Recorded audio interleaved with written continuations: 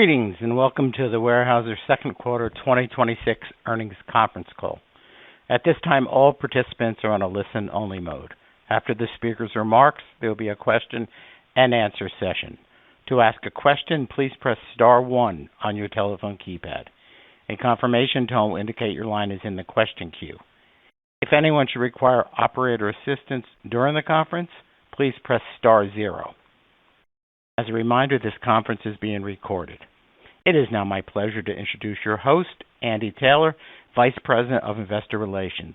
Thank you, Mr. Taylor. You may begin. Thank you, Rob. Good morning, everyone. Thank you for joining us today to discuss Weyerhaeuser's second quarter 2026 earnings. This call is being webcast at www.weyerhaeuser.com. Our earnings release and presentation materials can also be found on our website. Please review the warning statements in our earnings release and on the presentation slides concerning the risks associated with forward-looking statements, as forward-looking statements will be made during this conference call. We will discuss non-GAAP financial measures, and a reconciliation of GAAP can be found in the earnings materials on our website. On the call this morning are Devin Stockfish, Chief Executive Officer, and Davey Wold, Chief Financial Officer. I will now turn the call over to Devin Stockfish. Thanks, Andy. Good morning, everyone, and thank you for joining us. Yesterday, Weyerhaeuser reported second quarter GAAP earnings of $162 million, or 23 cents per diluted share, on net sales of $1.9 billion. Excluding a special item, we earned $91 million, or 13 cents per diluted share. Adjusted EBITDA totaled $310 million for the quarter. Despite ongoing market challenges and inflationary pressures, we delivered solid results that underscore the resilience of our business and the strong operational performance of our teams. Turning now to our second quarter business results. I'll start with Timberlands on pages 6 through 9 of our earnings slides. Excluding a special item, Timberlands contributed $59 million to second quarter earnings. Adjusted EBITDA was $123 million, a slight improvement compared to the first quarter. In the West, adjusted EBITDA was $67 million, a $9 million increase over the prior quarter. Starting with the Western domestic market, log demand and pricing improved in the second quarter as mills responded to a strengthening lumber market and built log inventories ahead of wildfire season. As a result, our domestic sales volumes and average realizations were higher compared to the first quarter. Given favorable operating conditions, our fee harvest volumes increased slightly, and forestry and road costs were seasonally higher. Our per-unit log and haul costs increased as we made the seasonal transition to higher elevation sites and in response to elevated fuel costs. Moving to our Western export business. Log markets in Japan were relatively stable in the second quarter, albeit at lower consumption levels, driven by ongoing headwinds in the Japanese housing market. That said, our customers remain well-positioned relative to imported lumber from Europe, which continues to face challenges in the Japanese market. For the quarter, demand for our logs was steady, and our sales volumes to Japan were comparable to the first quarter. Our average sales realizations increased moderately. Turning briefly to China, our log shipments remain limited as we continue to focus on the more profitable domestic market. For the quarter, we delivered one vessel to strategic customers in the region, and our average sales realizations were comparable to the prior quarter. Turning to the South, adjusted EBITDA for Southern Timberlands was $58 million, a slight decrease compared to the first quarter. Southern sawlog markets improved slightly in the second quarter, supported by strengthening lumber prices and log supply constraints resulting from wetter than normal weather conditions, particularly in the second half of the quarter.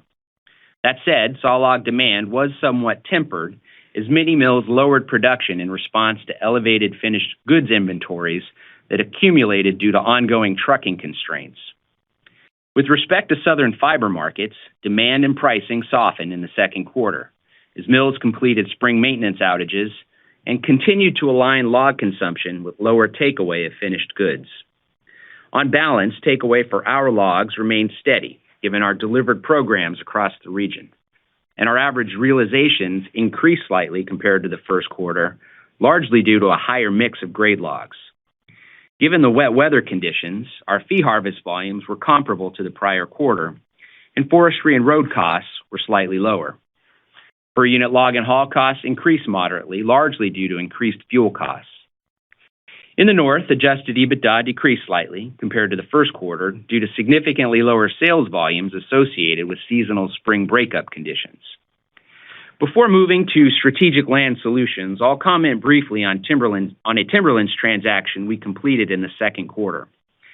As we reported yesterday, we divested 29,000 acres of non-core timberlands in Oregon for $114 million. This transaction further demonstrates our ongoing commitment to active portfolio management and our disciplined approach to optimizing the quality and value of our timberlands over time. We'll continue to evaluate strategic opportunities that enhance the return profile of our timberlands, while also balancing our broader growth strategy and other capital allocation priorities to drive long-term value for our shareholders. Turning now to Strategic Land Solutions on pages 10 and 11. In the second quarter, Strategic Land Solutions contributed $94 million to earnings. Adjusted EBITDA was $129 million, a $64 million decrease compared to the first quarter. The decrease was primarily attributable to lower climate solutions contributions following the sizable conservation easement transaction completed in the first quarter. This was partially offset by strong results from our real estate business, as both acres sold and average price per acre increased compared to the first quarter. It's worth noting that we continue to benefit from strong demand and pricing for real estate properties, resulting in high-value transactions with significant premiums to timber value. Turning to our climate solutions business. Demand for large-scale solar development remains healthy, and we are well-positioned to capitalize on this opportunity as markets continue to expand. Notably, our second solar site commenced operations in the second quarter, and we have 3 additional solar developments currently under construction, with more expected to break ground later this year. Briefly on our new biocarbon business. We continue to advance the first facility adjacent to our lumber mill in Macomb, Mississippi. We've received permits and are positioning to commence construction activity in the fourth quarter. In addition, the partnership is working towards additional sites across Weyerhaeuser's footprint. These are important steps in scaling our biocarbon platform and creating new pathways for growth across our integrated portfolio. Now, moving to wood products on pages 12 through 14. Wood products contributed $71 million to second quarter earnings. Adjusted EBITDA was $129 million, a $58 million improvement compared to the first quarter. This was largely driven by an increase in lumber pricing and higher sales volumes across all business lines, partially offset by higher costs. Starting with lumber. Second quarter adjusted EBITDA was $73 million, a $46 million increase from the prior quarter. Benchmark prices for lumber strengthened in the second quarter, supported by a seasonal improvement in demand against a backdrop of supply constraints from previously enacted mill curtailments and closures. Lower European lumber imports have also contributed to tighter supply across the North American market. Further, transportation constraints and elevated fuel costs put upward pressure on lumber pricing in the second quarter. This was particularly acute in southern lumber markets. For our lumber business, average sales realizations increased by 15% compared to the first quarter, largely in line with the framing lumber composite. Although production and sales volumes improved sequentially, our results were impacted by transportation challenges in the U.S. South. Specifically, limited trucking availability contributed to elevated finished goods inventories at several mills, prompting temporary production adjustments to rebalance inventories.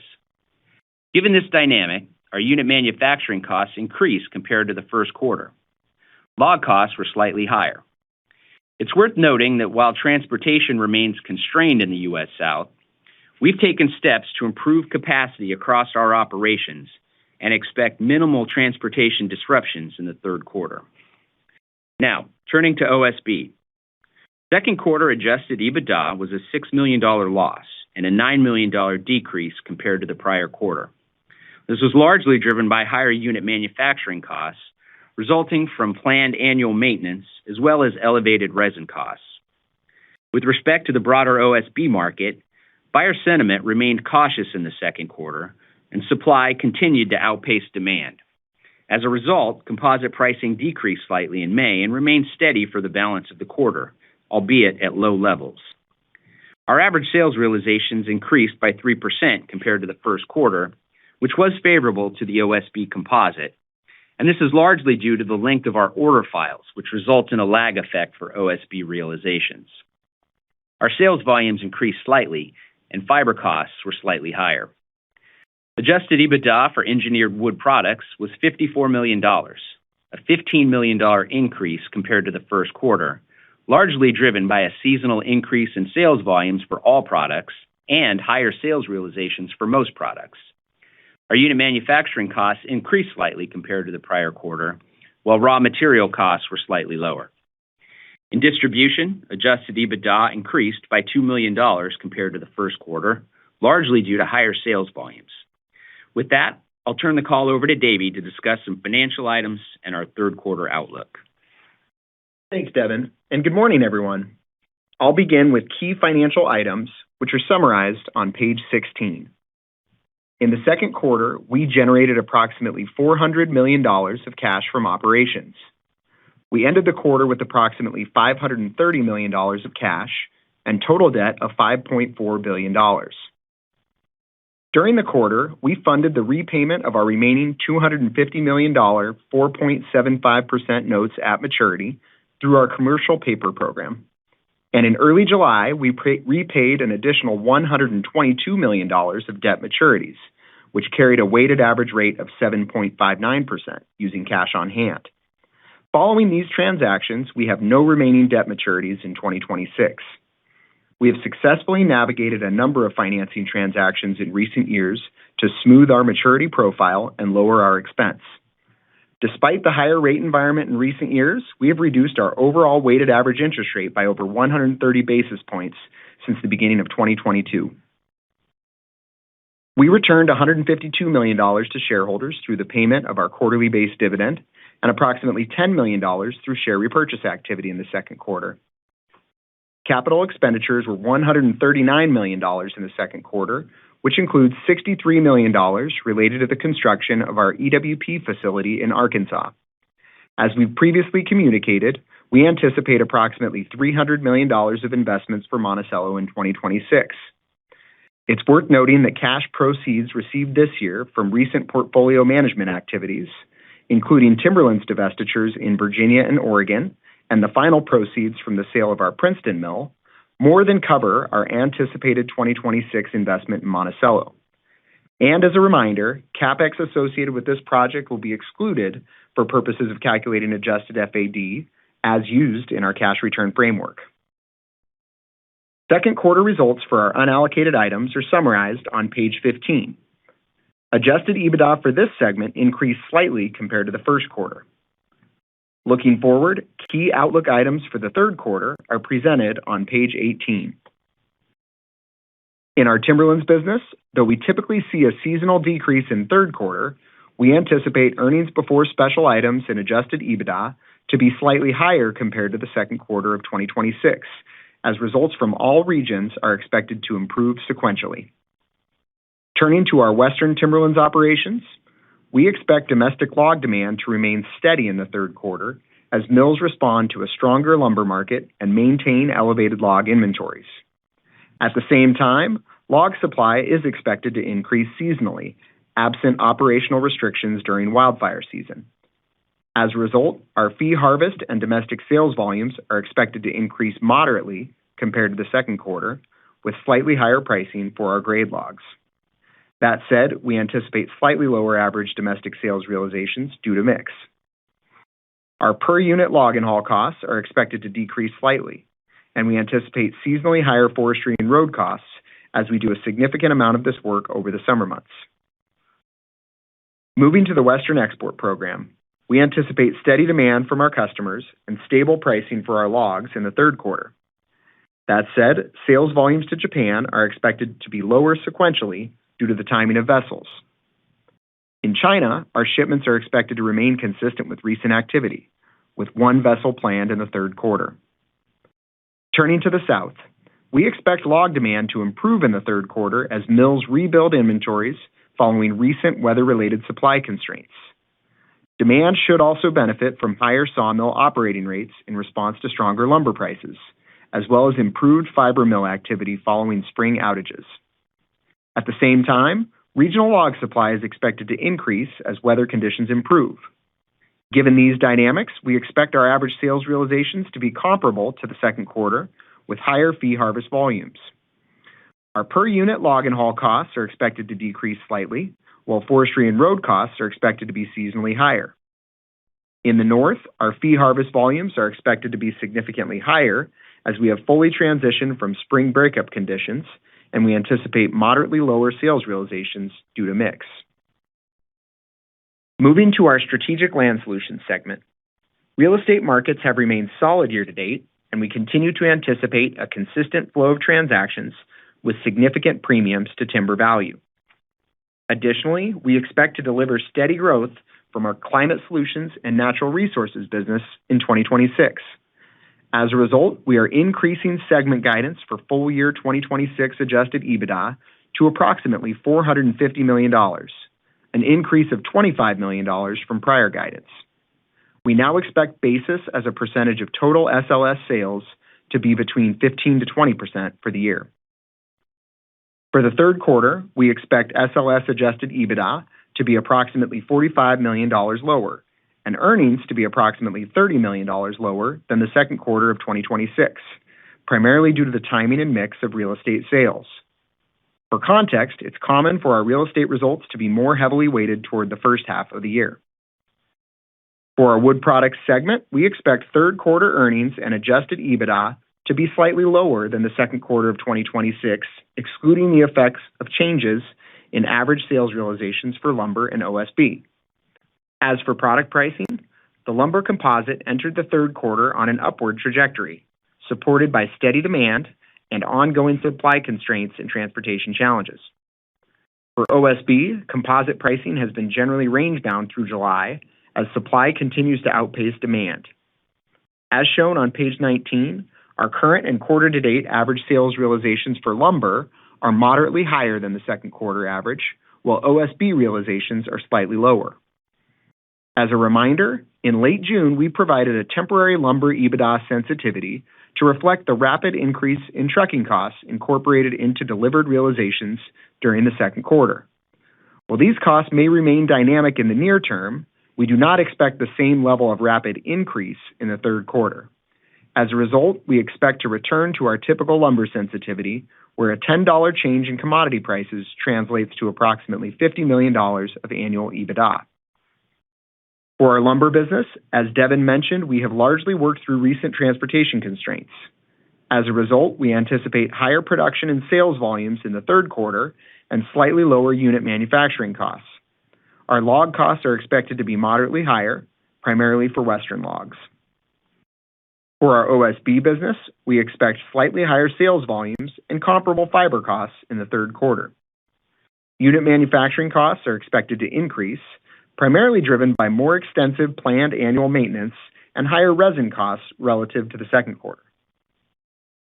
For our Engineered Wood Products business, we anticipate slightly higher sales realizations for all products, as previously determined price adjustments take effect in certain markets. Our sales volumes are expected to increase slightly for most products compared to the second quarter, and raw material costs are expected to be slightly higher. For our distribution business, we expect adjusted EBITDA to increase slightly compared to the second quarter, primarily due to higher sales volumes. With that, I'll now turn the call back to Devin and look forward to your questions. Thanks, Davey. Before wrapping up this morning, I'll make a few comments on the housing and repair and remodel markets. Starting with housing. Overall, housing activity remains largely stuck in second gear and continues to be influenced by weak consumer confidence and ongoing affordability challenges. More recently, mortgage rates have moved back up into the mid-6% range, and the conflict in the Middle East has reignited concerns around inflationary pressures and added to the broader economic uncertainty. Given these headwinds, builder confidence remains subdued and housing activity has been softer than we anticipated at the outset of the year. In the near term, I suspect we'll continue to see choppiness in the housing market, absent a noticeable improvement in consumer sentiment. Looking beyond current conditions, however, our outlook for housing fundamentals remains favorable. The U.S. continues to face a significant housing shortage. Demographic trends remain supportive, and there's a growing recognition that policies need to better facilitate housing development and improve affordability. On that point, we're encouraged by the recent passage of the 21st Century Road to Housing Act, which represents a positive step forward addressing housing availability and affordability over time. Turning to the repair and remodel market, activity has remained relatively steady through the first half of 2026, albeit at somewhat muted levels, largely driven by many of the same pressures impacting the new residential market. In addition, turnover of existing homes remains well below historical levels, given higher mortgage rates and the ongoing lock-in effect, which has reduced one of the traditional catalysts for remodeling activity. Based on conversations with our customers, demand trends remain somewhat mixed across regions and channels. In general, the pro segment continues to hold up better than the do-it-yourself segment, and we're seeing a greater emphasis on smaller remodeling projects, which typically require less wood. Looking forward, we're optimistic that repair and remodel activity will gain momentum as the broader macro environment improves over time. In addition, we think the deferral of large discretionary projects over the last few years will ultimately serve as a tailwind as the macro environment improves. And longer term, many of the key drivers supporting R&R activity remain intact, including favorable home equity levels and an aging housing stock. In closing, our teams delivered solid operating performance in the second quarter, notwithstanding ongoing macroeconomic uncertainty and near-term inflationary pressures. We also advanced key growth initiatives across our business and further optimized our timberlands portfolio. We're encouraged by the recent increases in pricing for lumber and Western logs, and we remain focused on driving operational excellence, serving our customers, and creating long-term value for our shareholders through our disciplined and flexible approach to capital allocation. So with that, I think we can open it up for questions. Thank you. We will now be conducting a question-and-answer session. If you'd like to ask a question, please press star one on your telephone keypad. A confirmation tone will indicate your line is in the question queue. You may press star two if you'd like to withdraw your question. For participants using speaker equipment, it may be necessary to pick up your handset before pressing the star keys. One moment, please, while we poll for questions.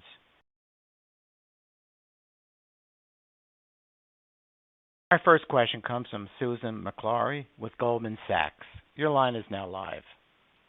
Thank you. Good morning, everyone. Thanks for taking the question. Morning. Morning, Sue. Good morning. I want to start on the wood product side of things. Can you talk a bit more about the inventories that you're seeing across the products there? And I guess as we've gone through earnings season and a lot of these builders have taken down their guides for their full year closings, what does that imply in terms of the supply-demand setup in the back half of the year and the potential for pricing and realizations as a result?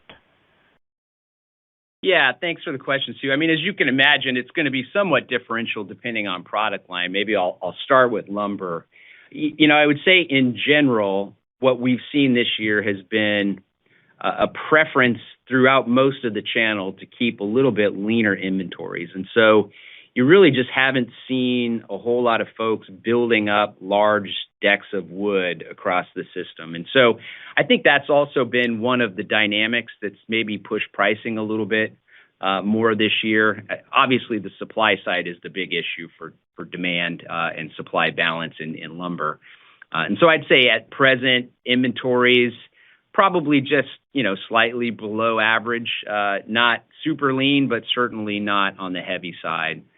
On the OSB side, similar story. I think just nobody really is inclined to build up large inventories. There's plenty of supply available, and you can see that really across the system. And so it's been fine to just carry a just-in-time approach on the OSB side. And so I would say similarly, OSB inventories are pretty balanced across the system, not heavy, not too light, but for the level of activity, pretty appropriate.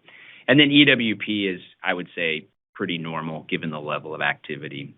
And so, in terms of your second question, builders bringing their guide down for the year, I mean, look, it's obviously better to have more demand and more building activity on the demand side of the equation. But overall on lumber, it still feels pretty balanced in terms of the overall system, even as we look out to the back half of the year. OSB, similar story to what we've seen here really over the last, handful of quarters, which is there's more than adequate supply available out there. And so I think that's just going to be a slog until we see either demand pick up or more supply come out of the system. And then, EWP feels reasonably balanced given this level of building activity. Yeah. Okay. That's great color. And then turning to timberlands, it's nice to hear about the Oregon transaction that came through. Given the rising backdrop for lumber prices, can you talk about what you're seeing in terms of transactions for timberlands, the valuations, and just the overall market conditions there? Yeah, you bet, Sue. I think in general, the timberlands A&D markets are going to look through kind of near-term pricing and be thinking more about the longer-term trends that we've been talking about for some time. And so I think with that, we're not really seeing a significant change in the market. I think it's maybe been a little bit slow to the year in terms of the start based on the activity levels. But we've started to see a few more transactions as the year progresses. And I expect when all is said and done, the whole market will end up in that typical $2 to $3 billion range. Once again, it was kind of a similar story last year, and we did end up coming in towards the upper end of that range. So again, there's significant capital out there pursuing this asset class. Much of that's been raised over the past several years and has not yet been deployed. And so again, our experience is that demand remains very strong for high-quality timberland packages. And while we have seen some level of valuation disconnects on some of those lower quality packages, again, I think we continue to expect solid demand for quality assets over time. Yeah. Okay. That's great color. Thank you. Good luck with the quarter. Thank you. Our next question comes from George Staphos with Bank of America. Your line is now live. Thanks very much. Hi, everyone. Good morning. Thanks for the details. I guess the first question I had is on lumber. So I was wondering, Davey or Devin, if you can quantify what the effect in 2Q on the slowbacks in the South might have been as you were managing inventory levels relative to transportation. Relatedly, if that was a measurable amount, why would we not necessarily see an increase in lumber and in wood EBITDA ex pricing? Yeah, you bet, George. So maybe just to start on the adjustment in the second quarter, we did reduce the guidance by approximately $20 million for Q2 as a result of really several factors impacting lumber. We had increased grade logs, reduced residuals takeaways in the West as a result of downtime at one of our larger customers. But the largest really was the transportation difficulties that you're referring to. And I'd say that was probably about half of the total reduction there. As we mentioned, we've largely worked through those transportation challenges. And so, as we look ahead for the third quarter and we think about the lumber guide, we are guiding for higher sales volumes. So we do anticipate that improving. We are guiding for slightly lower unit manufacturing costs. And so those things we do anticipate improving into the third quarter. Okay. Thanks for that reminder then, Davey. And that makes sense, maybe half of the 20. Lumber, maybe it's more seasonal, but we have noticed some of the trade pubs are talking about a little bit of erosion. Is it just that, or is there something else going on in terms of lumber realizations? My other question, and I'll turn it over, can you talk a bit about the timber inventories? I think you mentioned, Devin, that they'll be building the third quarter on the West. Is that just precautionary ahead of fire season, or does it reflect, less takeaway, if you will, than we'd like to see? And then last, on climate solutions, can you give us a quick update? I know it's maybe a little bit out there, but on what you're seeing both in terms of your storage and your credit program. Thank you. Good luck in the quarter. Yeah. So let me take the lumber piece first. What you're seeing in the South is what happens pretty much every year in the South. You're going to see a little bit of a seasonal slowdown in demand. just because in many of these geographies, you're pushing 100 degrees every day, and that always slows down building activity, R&R activity. So nothing that I would say is outside of the norm or anything unexpected. You see that, largely every year. And then when things cool off a little bit as you get into the fall, activity will pick back up. So nothing unusual there. I think similarly, when you think about the Western log inventory, there's a seasonality to that as well. So this is pretty typical. As you get, into that June timeframe, generally speaking, you're going to see most mills build up some log inventories as an insurance measure for a fire season. I think this year in particular, because we entered the summer with such a low snowpack, there's a heightened, I think, anxiety about fire season in the Northwest. And so people build up some inventory. Now, look, if you have a few days of heavy fire activity and you shut down activity in the woods, people will chew through that pretty darn quickly. And alternatively, if, it's a really, really light fire season, which frankly seems a little unlikely at this point, that extra inventory will put a little bit of a headwind, at least through August into early September on log pricing. And so that's, again, just kind of the normal seasonality. And in terms of your last question on the climate solutions business, we're still kind of early in the year from a forest carbon standpoint. The team's doing a great job on putting together high quality forest carbon projects, working their way through the approval process, the auditing process. So that's all going very well. And they are in the heart of marketing carbon offsets. And so everything is tracking pretty much as we would expect for this time of the year. And then lastly, I think you mentioned the carbon storage. So I think you're referring to CCS projects. Yep. I think that's just kind of, moving along. The big project that's moving along is the one with Occidental Petroleum. They've got a large offtake agreement with CF Industries.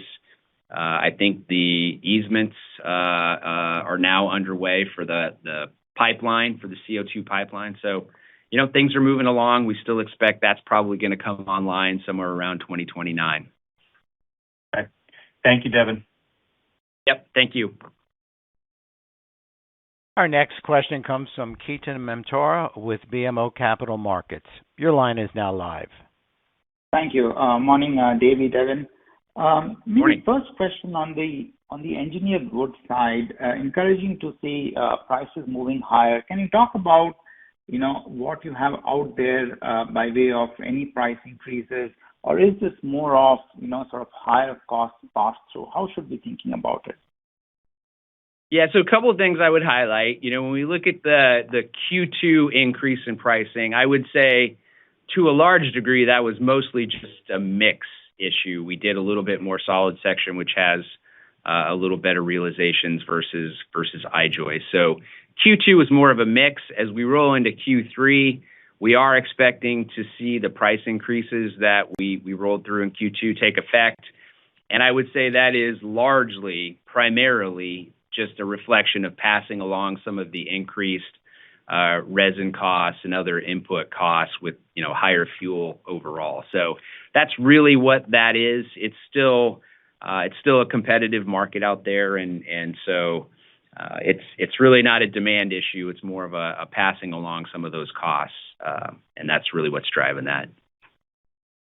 Understood. Okay. No, that's helpful. And then just switching to OSB, Devin, I'm curious to get your updated thoughts around sort of what is your approach to managing sort of production and capacity, given an extended slump in new residential construction. I mean, 3 out of the last 4 quarters have been EBITDA negative for you guys. I'm curious, sort of, how are you sort of approaching this if sort of new residential continues to remain weak here in the back half? Yeah, I mean, it's been a tough environment for OSB here recently for us and really everyone in the industry. I'd say it starts with a strong focus on cost management. I do think we are the lowest cost producers across the OSB industry, so that's where it starts. We certainly focus on, product quality. We do lean a little bit heavier to flooring, which is generally a little bit better margin opportunity. And then it's all about, what can you do for the customer to create value? And that's how you win business in this market. Look, over time, as you think about this industry, and you can see a great example of this in lumber, you can have stretches that are like this. Ultimately, supply and demand balance out. It can be a painful period getting from here to there. But ultimately, we're going to see either more demand come or more capacity rationalize. And generally speaking, how that works is folks that are a little bit further down on the cost curve are the ones that will ultimately rationalize that capacity. We obviously can't speak to what other people are going to do or not do. They're going to make their own decisions. But, for us, it's about making sure that we have our costs low, making sure that we're serving customers, and just navigating what is a pretty challenging environment right now. Got it. No, that's helpful perspective. I'll jump back in the queue. Good luck. Thank you. Our next question comes from Kurt Yinger with D.A. Davidson. Your line is now live. Great. Thanks, and good morning, everyone. Davey, I was hoping we could just go back to kind of the wood products outlook, just kind of considering the higher volume across all the categories, EWP pricing, distribution. I mean, it seems like there's a lot working in your favor in terms of kind of sequential profitability. So can you just maybe talk about some of the big offsets there? I know you mentioned some OSB maintenance, maybe some pieces on the cost side as well. So can you just help us understand kind of those big offsets there? Yeah, you bet, Kurt. So you're right. There's some favorable outlook guide on the volume side across the products. The big ones that I would point you to would be in OSB, the unit manufacturing costs. We do have a similar amount of maintenance in the third quarter, although higher costs in terms of what the activities are that we're doing, and so there is a little bit more cost associated with that in the third quarter. And then we do also expect to see the increase in resin costs just be slightly higher in the third quarter in that space, as well as in EWP. And then as we're looking across lumber, we do see some increase in log costs, which is obviously favorable to us on the timberland side. So that's kind of all in when you weigh all that together. That's how you get to the slightly lower X price. Okay. Appreciate that. And then, Devin, I was hoping we could talk a little bit about kind of what you're seeing or thinking second half of the year into the early part of 2027, even on kind of lumber imports, just with kind of the pricing environment we've seen, plus presumably finalized Canadian duties moving lower. How are you thinking about incremental supply from Canada? And then what are you also hearing in terms of shipments coming over from Europe as well? Yeah, maybe I'll take that in two parts. From Canada, which is obviously the bigger of the two, we are going to see with AR7, we're going to see the duties come down by 10%. So the all-in duty rate with tariffs is going to be, around 35% versus 45%. So, that does provide a little bit more breathing room on the downside from a pricing standpoint. My own personal view is I wouldn't expect to see a meaningful amount of additional volume coming in from Canada based on that 10% reduction. 35% is still a healthy number. And I'd say the other thing too, right, is, we've seen a bunch of Canadian capacity come out of the system. I don't anticipate that those mills that have been shut down are going to come back. And so there's a certain amount of volume that's just out of the system. So, there may be a little bit of noise once the implementation date is set. And as a reminder, that can be anywhere from August to October. Maybe around the margins, you'll see people kind of moving shipment dates to try to navigate that change. But I don't see that resulting in any sort of meaningful increase in lumber coming across the border. Now, with respect to Europe, now that's always, just as a reminder, that's always been a relatively small piece of the overall demand. I do see that continuing to trend down over time. I mean, you may have a few monthly spikes here and there, but with the transportation and logistics costs these days, getting that wood across the pond, together with the fact that just log costs have gone up in many of these key producing regions in Europe. And so it strikes me as unlikely that you're going to see European imports really get back to more of those peak levels. And I would just remind you that when we really saw the peak in imports coming over from Europe, part of that was because they were working through salvage with wind-blown, past fire, etc. And for all intents and purposes, those logs are free, and so that just gives you a lot of flexibility to take on the transportation costs to get it over. Now, log prices have gone back to market levels, and they've been going up. So that's going to be, I think, a bit more challenging for European volume to really spike up meaningfully. Got it. Okay. That all makes sense. Appreciate the color. Thank you. Yep. Thank you. Our next question comes from Mark Weintraub with Seaport Research Partners. Your line is now live now. Thank you. Devin, a pretty big picture question. Normally housing is the drivers for you for sure. Right now we're going through this massive spend, but it's on AI infrastructure. Are there ways that you are participating at all, and are there ways that you could possibly increase participation from this massive spend going on? Yeah, absolutely, Mark. And so I'll highlight a few different areas. So in the very near term, one of the areas that we're going to benefit is from our solar and renewables business.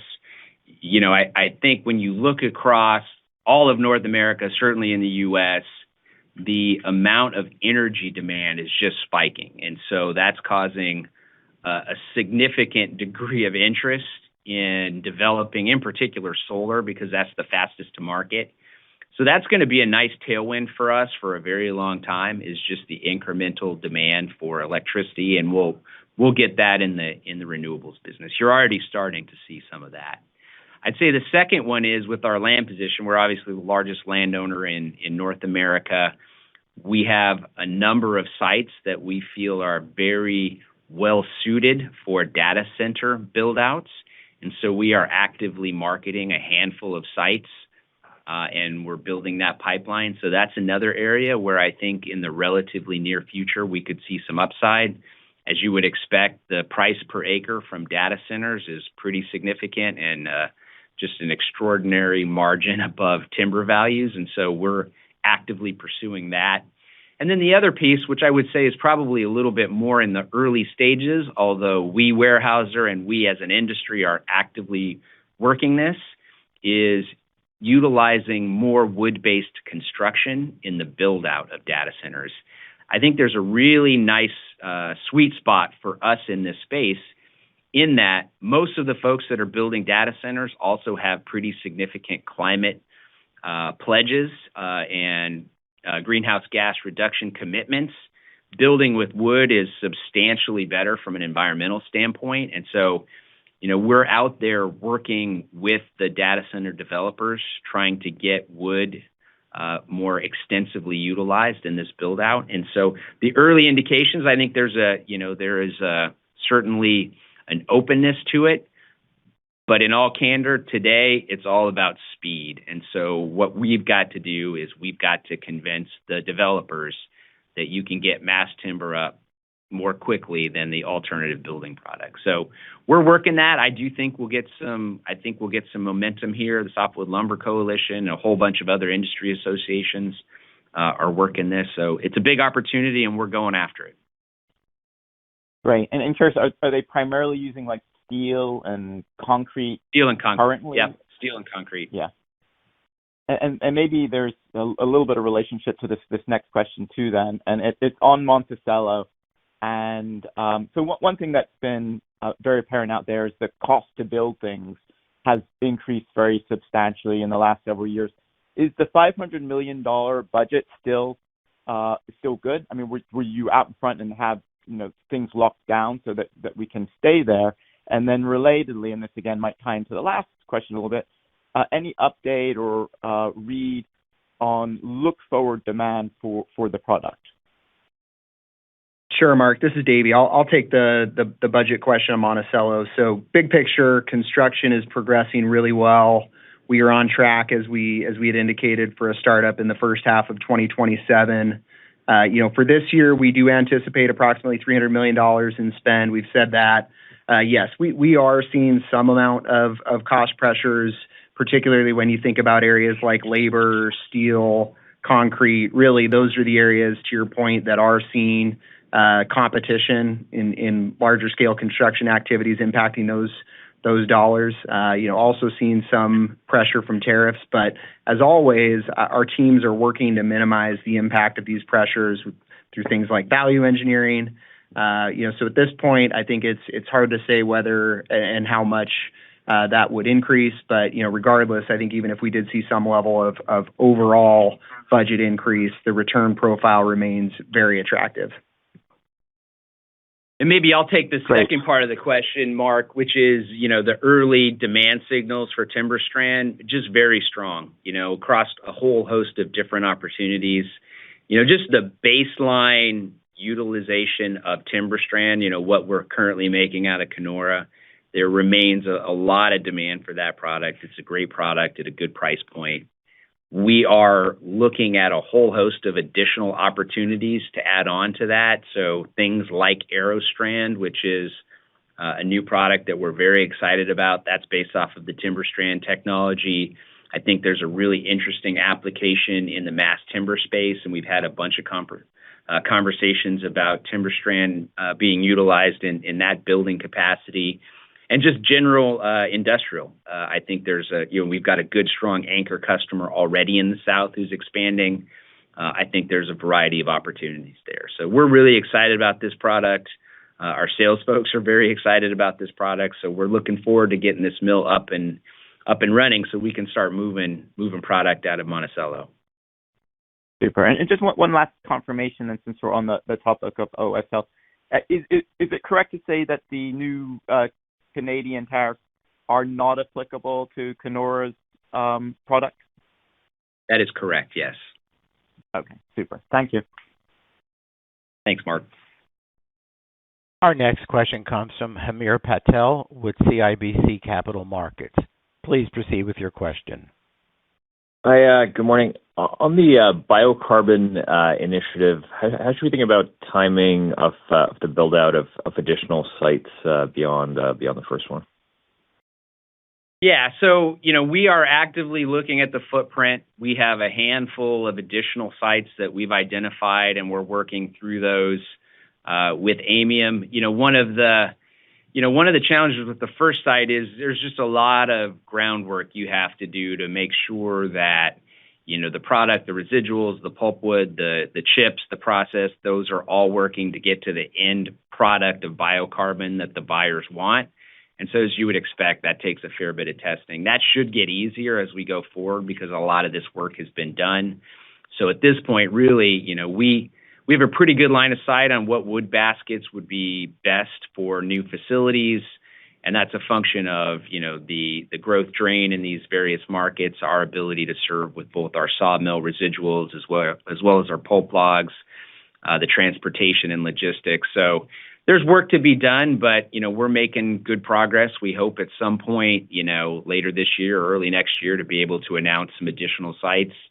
But, the focus right now is we want to get this first facility outside of Macomb built. So we're getting permits all in order and land purchase and doing all the groundwork. So we're really excited about this. We've had our team, Paul and a few of his folks were earlier this summer all across Europe meeting with potential customers for biocarbon. We still think this is a really big opportunity for us over time. So we're getting after it. Great. Thanks, Devin. That's all I have. All right. Thank you. Our next question comes from Anthony Pettinari with Citi. Please proceed with your question. Good morning. Morning. You raised the full year guide for Strategic Land Solutions, and in terms of Climate Solutions and the contribution there, I think if you back out the big conservation easement in 1Q, it seemed like Climate Solutions EBITDA was like like $14 million in 1Q, $13 million in 2Q. Is that like a decent run rate as we think about the second half, or is that number going to be very volatile and spiky? Or any kind of way that you can help us sort of frame Climate Solutions contribution in the back half and maybe kind of on a run rate basis? Yeah, sure, Anthony. It is going to be pretty lumpy as we move forward. That's kind of the nature of these businesses. As we are building them out and investing in the long-term growth in each of those areas, you're going to see that move around quarter to quarter. So I don't think that reading too much into the current quarter amount as a run rate is a good thought moving forward. I think we're continuing to focus on growing that business up to the $250 million target through 2030. So, I think we'll continue to update you as we progress along the way to that. Yeah, I would just add that Okay. that's definitely true today. It is going to be lumpy. I will say, though, over time, you're going to see this become more of a run rate business. So when we get to full scale on renewables, when you get to growth on the construction materials, when you see the CCS project come into play, some of these businesses are a little bit more run rate and won't be quite as lumpy as, say, some of the conservation mitigation deals that we're doing today. Got it. That's helpful. And then, Devin, at the Investor Day, you identified $180 million in enterprise initiatives for the company. Obviously, that comprises a lot of individual projects and programs. But I'm just wondering if you could give any sort of update there. And I guess the context of the question is, since the Investor Day, housing market has been a bit weaker than expected. Some of the product prices have been a little bit weaker than expected. Do you sort of prioritize some of those projects? Do you cut back? Do you accelerate? I'm just wondering, how you think about that and how those are progressing. Yeah, I mean, the good news about those enterprise initiatives is that for the most part, they're not really expensive to move forward with. So, look, if I kind of look at the different buckets there, I'm really pleased with how this is coming along. We've got a lot of activity going on the AI front. We're in the early stages of some of these things, but we're starting to see a little bit of the money flow in from that. We got a whole host of projects in the AI space that we're really excited about. And so I'd say that is progressing, at or even perhaps better than we expected pace. When we think about some of the cost initiatives, Davey and his team are doing a great job together with the businesses, really looking for every penny. I think the last count is we have 53 separate cost initiatives underway at the company. We're starting to see some benefit there. I think next year we'll really start to see some meaningful benefits from some of that activity. The procurement folks are doing a great job driving spend and being very thoughtful about how we organize, the spend. We've got, new initiatives from the integration excellence team, things like our contractor loyalty program, which is really starting to gain some traction, really just kind of making sure that we're getting every conceivable possible dollar from the integrated nature of our platform. So I'm really excited about that. We're going to do that regardless of what's going on in the market. And you could almost say that, tough markets make that a little easier. Cost initiatives sometimes are a little easier to sell to the organization when times are tight. So it's all going according to plan, if not better than plan. So we're just moving forward full force on those enterprise initiatives. Okay, that's helpful. I'll turn it over. All right, thank you. Our next question comes from Matthew McKellar with RBC Capital Markets. Please proceed with your question. Good morning. Thanks for taking my question. Just on transportation, can you just give a bit more color on the steps you've actually taken to improve capacity around transportation for lumber? It was just a bit unclear to me to what extent the market has improved and maybe to what extent you've taken steps yourselves to remedy the issue. Thanks very much. Yeah, so, really what happened in Q2 is we just had kind of a perfect storm of events all happening at more or less the same time. Now, I will say, if you look back over time, it's not unusual to see markets tighten and loosen over time. And I think our team does a good job ordinarily of managing through that. So it's, not necessarily going to be impactful to our operations. But, when you had the higher fuel costs, from the Iran situation. We've also had some regulatory changes here that, unfortunately have reduced the number of available truck drivers. And I'd say just overall trucking capacity and the usage just created a very challenging dynamic in Q2.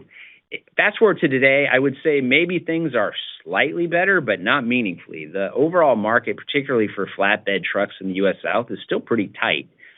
Our commentary on why we don't think it's going to be as impactful in Q3 is because our team has taken a number of steps to help navigate that. And, that covers a lot of different areas, things like maybe moving a little bit more volume to rail versus truck, things like adding additional loading days at the mills, things like, there's ordinarily an option for customers to arrange pickup of their product from our mill versus us managing that transportation.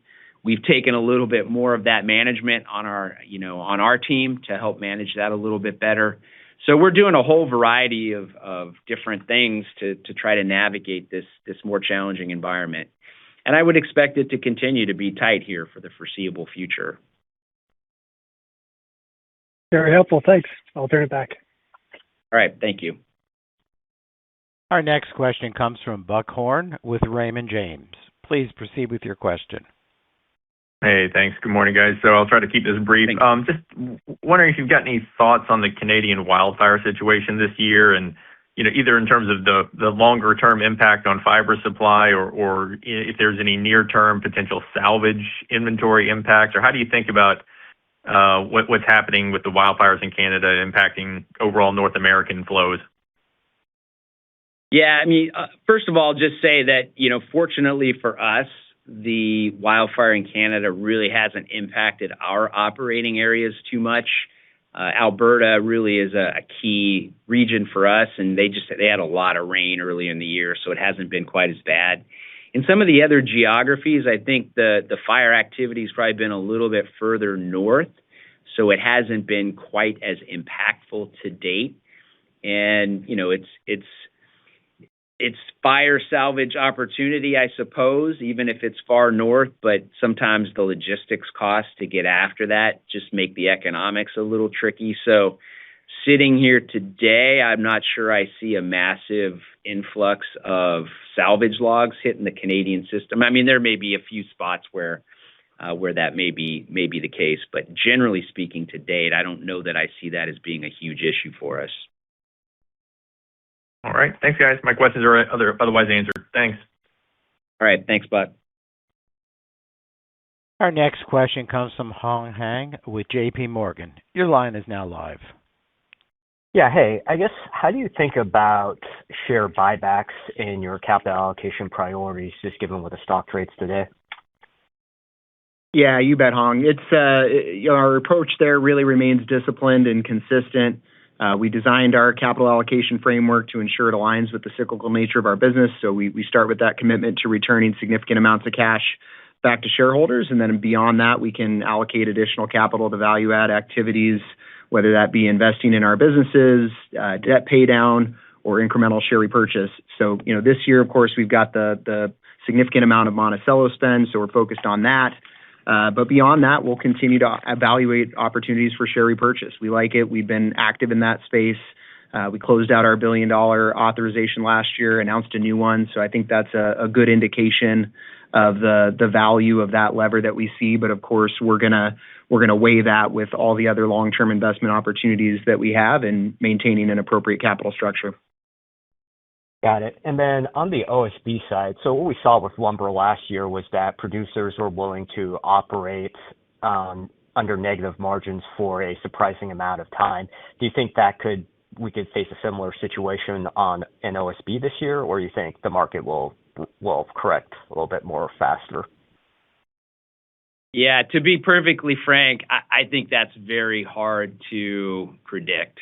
Each individual organization is going to have their rationale for how they operate, and I just don't know that we have visibility into that to make a good prediction. Oh, well, thanks. Have a great weekend. Thank you. Our last question comes from Mike Roxland with Truist Securities. Please proceed with your question. Yeah, thanks, Devin, Davey, Andy, for taking my questions. Just two quick ones for me. Devin, in OSB, can you give us a sense of what's happening with the startups for those new mills?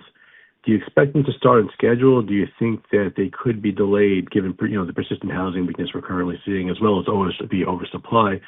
And then just secondly, Devin, if in EWP, if conditions remain steady, do you think that you guys could be poised for another increase in early 27? Thank you. Yeah, I mean, so with the two new OSB mills, like what I know is what we've read in the press, and so the latest I've heard is those have been pushed out to the end of this year, early next year. I don't know that we have any insight other than what's been publicly reported on that. On EWP, it's very hard to predict, what you're going to do from a pricing standpoint that far out. The reality is it's just going to depend on what does the demand environment look like, particularly if you're talking about early next year. It's going to also depend on what the general, confidence level is of the builders as they're putting together their buy program. So, I'd say at this point, it's a little bit hard to say what that pricing environment's going to look like, as you get into 27. Thank you. Thanks. There are no further questions at this time. I'd like to turn the floor back over to Devin Stockfish for closing comments.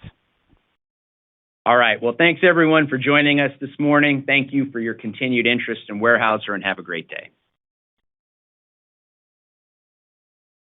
This concludes today's teleconference. You may disconnect your lines at this time, and we thank you for your participation.